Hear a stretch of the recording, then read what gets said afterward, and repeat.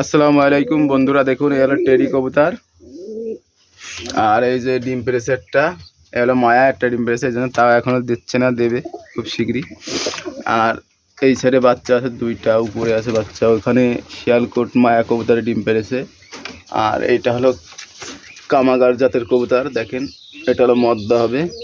Teddy ওই এক জোড়া আছে, ডিম পারবে খুব শীঘ্রই। আর এই যে শিয়ালকোট, এরাও ডিম পারবে, এটাও শিয়ালকোট। দেখা যাক।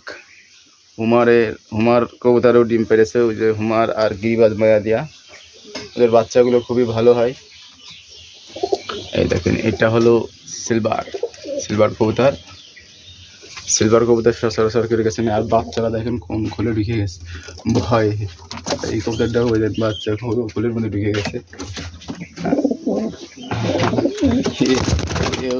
ওই যে ওদের মায়ামার দেয়, দেখেন ডাকতেছে হুমার কবুতর কিন্তু ভালোই ডাকে।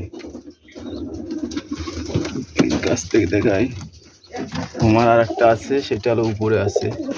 সেটা উপরে কোথায় ওই যে ওইটাও মদ্দা হবে, ওইটা মায়া হলে তো ভালো হইতো। আর উপরে দুটো উঠতেছে, আপনি দেখা, ওই দেখেন উঠতেছে, জুম করে দেখাচ্ছি, ওই দেখেন দুটো কবুতর উঠতেছে, দেখেছেন? আপনাদের দেখানোর উদ্দেশ্যে ভিডিওটা করলাম। উড়ে বেড়াচ্ছে, ওই দেখেন, ওই যে দুটো কবুতর উঠতেছে। তো সবাই ভালো থাকবেন, সুস্থ থাকবেন, আল্লাহ হাফেজ।